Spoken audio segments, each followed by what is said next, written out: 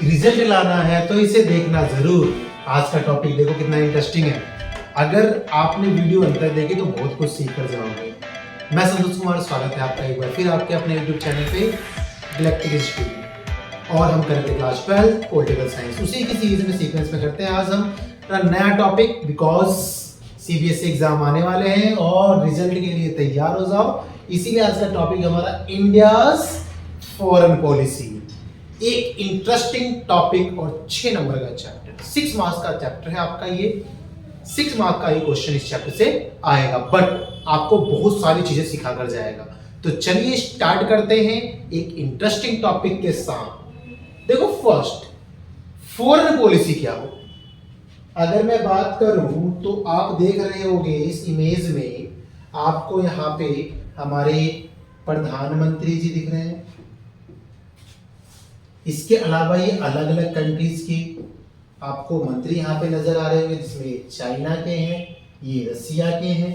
ठीक है, कहीं ना कहीं ये जो अलग अलग नेशन है वो क्या रिप्रेजेंट कर रहा है, तो भाई इसी को ही तो बोलते हैं फॉरेन पॉलिसी। कि हम इसके साथ भी रिलेशन बेटर रख रहे हैं, हम इसके साथ भी रिलेशन बेटर रख रहे हैं, हम इसके साथ भी रिलेशन बेटर रख रहे हैं, हम इसके साथ भी रिलेशन बेटर रख रहे हैं। मींस हमारे जो संबंध है ना, यानी कि क्या है, what is a foreign policy? A government strategy in dealing with other nation. Government की एक ऐसी स्ट्रेटेजी जो क्या कर रही है, अदर नेशन के साथ डील कर रही है कि हमारे रिलेशन अदर नेशन के साथ कैसे होंगे। It's called a foreign policy, विदेश नीति। क्या बोलते हैं हम इसे? विदेश नीति। ठीक है, विदेश नीति का मतलब ही होता है कि भाई आपका जो कंट्री है उसके रिलेशन आउटर कंट्री के साथ कैसे होंगे। It's called a foreign policy. ठीक है, तो आई थिंक आपको फॉरेन पॉलिसी की मीनिंग समझ में आ गई। अच्छा, चैप्टर स्टार्ट करने से पहले मैं 2-3 बातें आपको बताना चाहता हूं। फर्स्ट, कि हमें ये चैप्टर पढ़ाया क्यों गया। सेकंड, ये चैप्टर हमारे लिए इंपॉर्टेंट क्यों है। थर्ड, इससे हम क्या सीखने वाले हैं। और फोर्थ, एग्जाम के लिए इंपॉर्टेंट क्यों है।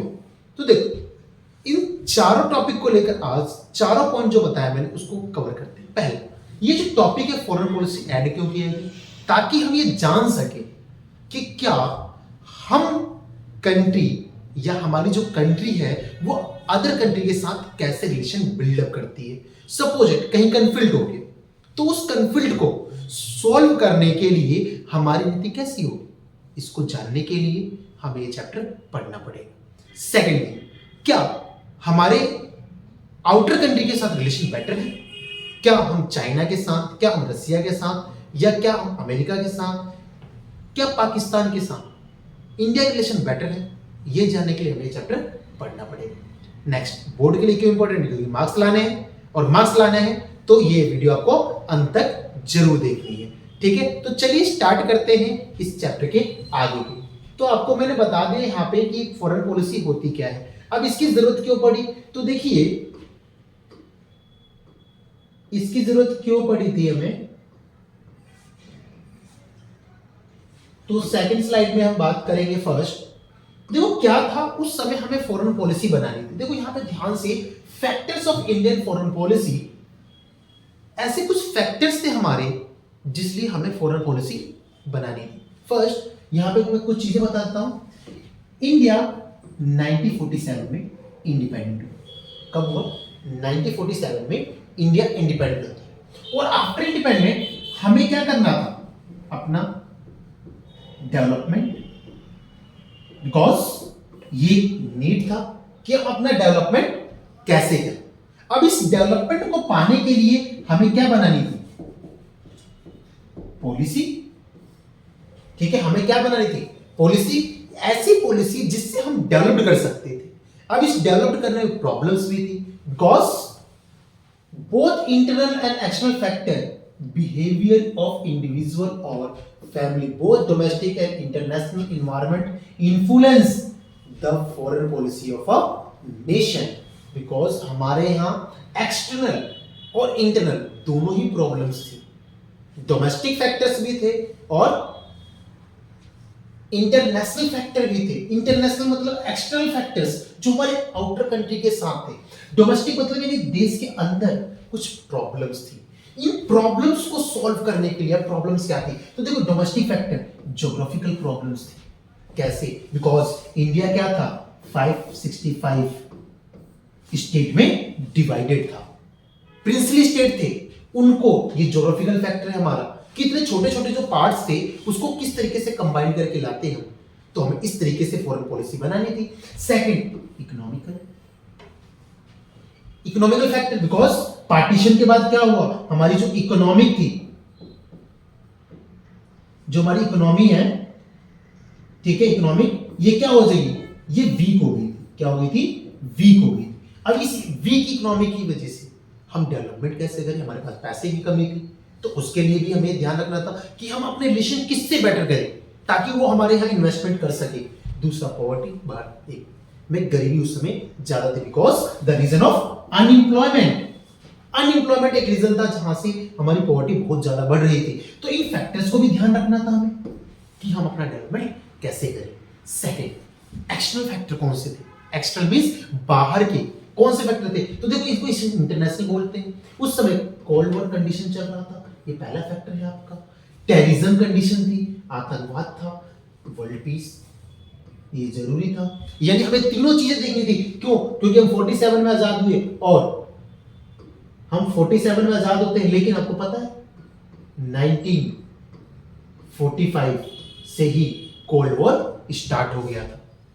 तो इससे भी हमें ध्यान में रखना था कि कोल्ड वॉर को किस तरीके से हम मेंटेन करें, किस तरीके से अपनी फॉरेन पॉलिसी बनाए। बिकॉज क्योंकि कोल्ड वॉर के दौरान अगर मैं बात करूं तो पहले मैं इसको रफ कर देता हूं।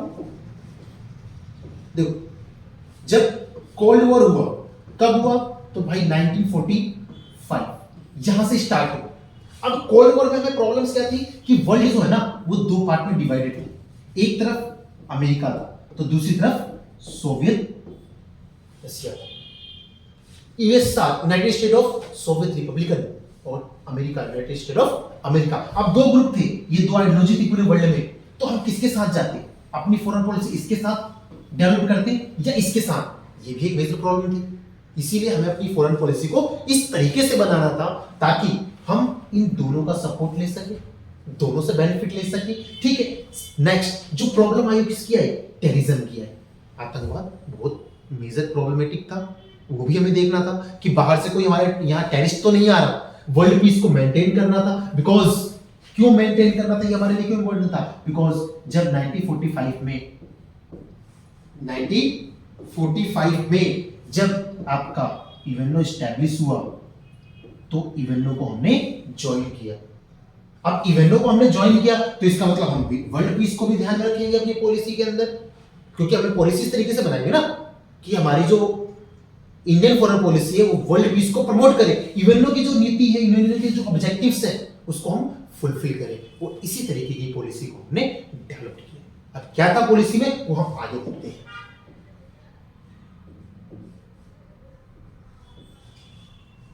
ठीक है, देखिए एम्स, हमने क्या एम्स डिसाइड किए, किस तरीके से हम अपनी फॉरेन पॉलिसी को आगे लिए। तो देखो, as a nation in the born in the backdrop the world war, अगर हम बात करें अपने नेशन की, तो हम क्या थे? Backdrop the world war. उस समय वर्ल्ड वॉर चल रहा था, वहीं से हमारा स्टार्टिंग इंडिपेंडेंस मिली, तो ये भी प्रॉब्लम्स थी। India decide to conduct is the foreign relation with an aim to respect sovereignty of all the other nation. तो हम चाहते थे कि हमारी सॉवरेनिटी भी बनी रहे और सभी नेशन की सॉवरेनिटी बनी रहे। इस तरीके की हमें फॉरेन पॉलिसी अपनानी थी और यही हमने अपनाया। To achieve security through the maintain of peace, हमें अपनी सिक्योरिटी को मेंटेन करना था ताकि हम पीस को प्रमोट कर सके। The AIIMS find and the directive principle of state policy, ये तभी संभव हो सकता था जब हम डीपीएसपी में, हमारा कॉन्स्टिट्यूशन उस समय बन रहा था और हमें डीपीएसपी में आर्टिकल नंबर 51, जो आपका आर्टिकल नंबर 51 है, ठीक है, इसमें हमने क्या किया, इसको ऐड किया। इंटरनेशनल पीस, वो जो हम पढ़ेंगे अभी, क्या ऐड किया था हमने आर्टिकल 51 में। ठीक है, तो इस तरीके से हमने ऑब्जेक्टिव अपनाया। क्या ऑब्जेक्टिव अपनाया? कि हमें सॉवरेन बनेंगे, हम पीस को प्रमोट करेंगे और ये सारी पॉलिसीज किस में होंगी, डायरेक्टिव प्रिंसिपल ऑफ स्टेट का पार्ट होंगी। अब क्या था तो देखते हैं आगे, इसको रफ कर देते हैं, ठीक है। तो देखिए आर्टिकल 51, जैसा कि मैंने बोला हमने अपनी पॉलिसी को अडॉप्ट करने के लिए, उस समय हमारा कॉन्स्टिट्यूशन बन रहा था, तो हमने किस आर्टिकल को अडॉप्ट किया था, आर्टिकल 51, ठीक है। आर्टिकल 51 इसमें क्या क्या चीजें कही गई, तो देखिए ध्यान से देखिए, ये कुछ पॉइंट्स लिखे हमने। Article 51 of the Indian constitution lays down some directive principle of state policy on promote of international peace and security। तो ये ध्यान रखना,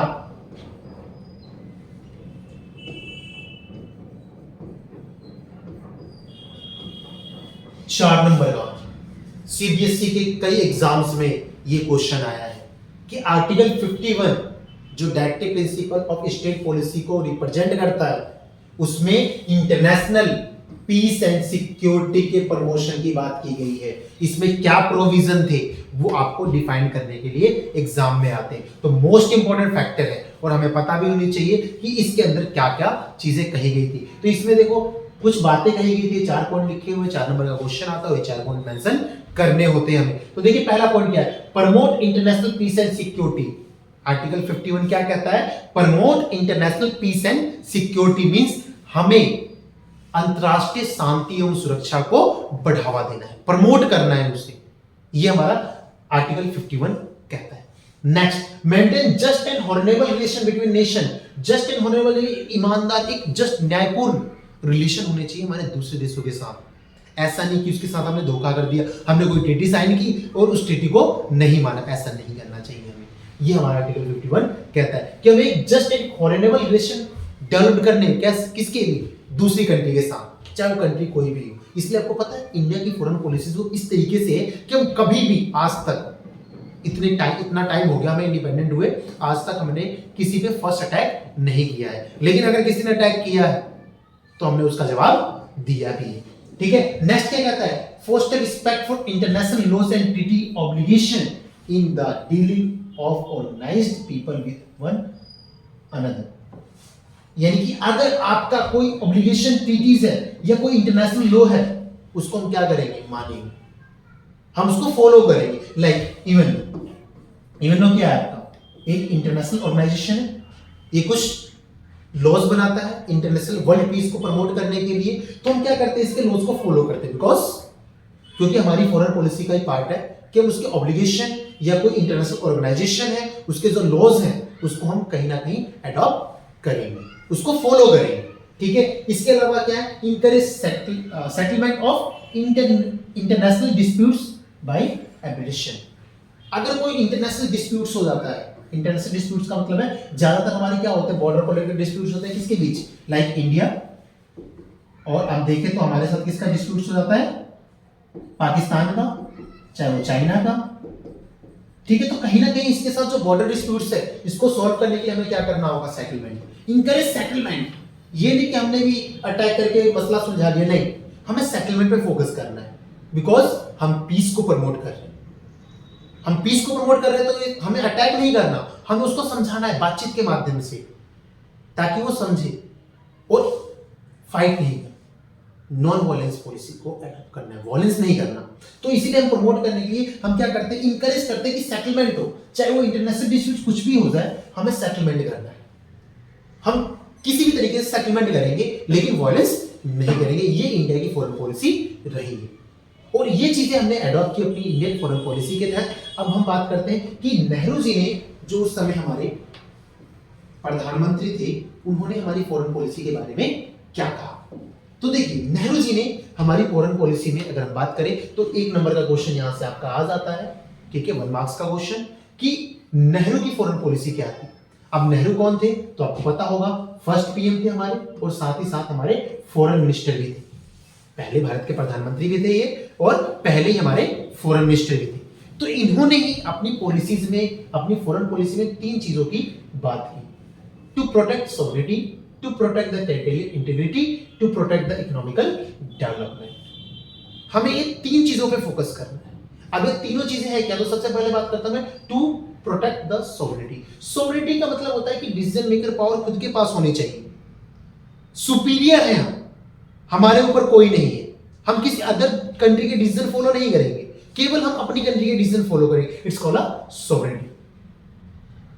आई थिंक क्लियर हुआ होगा सॉवरेनिटी का मतलब। सॉवरेनिटी का मतलब होता है कि हम डिसीजन लेने की पावर हमारे पास है, पहले नहीं थी। बिफोर इंडिपेंडेंट जो हमारी डिसीजन पावर थी वो ब्रिटिश गवर्नमेंट के पास थी, हम सॉवरन नहीं थे, हम संप्रभु नहीं थे। हिंदी बोलते संप्रभुता, मींस हम संप्रभु नहीं थे, ऊपर नहीं थे सबसे। इसीलिए नेहरू चाहते थे कि डिसीजन की पावर हमारे पास हो, खुद के पास हो। इसीलिए उन्होंने पहला to protect the sovereignty, first foreign policy का पहला जो ऑब्जेक्टिव लिया वो यही लिया। Second, territorial integrity, the second part most important. अब ये क्यों लिया था? तो देखिए, फर्स्ट अगर मैं बात करूं कि नेहरू जो थे वो ये चाहते थे कि हमारे देश के अंदर जो टेरिटोरियल इंटीग्रिटी है ये बनी रहे, because India is a diverse. आज भी देखते हैं हम एक डाइवर्स कंट्री के रूप में इंडिया को, वो इतनी ज्यादा डाइवर्सिटीज है, अब उनको एक साथ कंबाइन करके रखना बहुत जरूरी था। बिकॉज ब्रिटिशर्स ने क्या किया था, फूट डालो राज करो। उन्होंने क्या किया, हिंदू मुस्लिम दोनों कम्युनिटी में क्या फाइट करवा दी और इजीली रूल करना शुरू कर दिया। तो ऐसी प्रॉब्लम्स ना आए, इसीलिए टेरिटोरियल इंटीग्रिटी पे फोकस किया गया कि जो डाइवर्सिटीज है ना वो एक यूनिटी की तरह रहे, उसमें कोई प्रॉब्लम ना आए, ब्रदरहुड की जो फीलिंग्स है वो इमर्ज हो। इसीलिए नेहरू की जो सेकंड पॉलिसी का जो पॉइंट था वही था टेरिटोरियल इंटीग्रिटी को प्रमोट करना, प्रोटेक्ट करना। ठीक है, now the next is economical development. Because मैंने पहले बताया आपको कि इंडिपेंडेंट के टाइम पे हमारी जो इकोनॉमिक थी वो काफी ज्यादा वीक हो चुकी थी, और इतनी वीक थी कि हमें डेवलपमेंट करना था, तो हमें मेन फोकस करना था इकोनॉमिक डेवलपमेंट पे। इसके लिए हमने क्या किया, प्लानिंग कमीशन को एडॉप्ट किया ताकि हम इकोनॉमिकल डेवलपमेंट पे फोकस कर सके। तो ये तीनों ही पॉलिसीज नेहरू ने एडॉप्ट की थी। मैं अगेन रिपीट करता हूं, टू प्रोटेक्ट सॉवरेनिटी को प्रोटेक्ट करने के लिए, टेरिटोरियल इंटीग्रिटी को प्रमोट करने के लिए और प्रोटेक्ट करने के लिए, और इकोनॉमिकल डेवलपमेंट को फोकस करने की जो पॉलिसी थी ये नेहरू ने एडॉप्ट की। आई थिंक आपको वीडियो समझ में आई होगी और पसंद भी आई होगी। अगर वीडियो पसंद आई हो तो अपने दोस्तों के साथ शेयर करो, बिकॉज एग्जाम उन्हें भी देना है, और लाइक और कमेंट करना मत भूलना।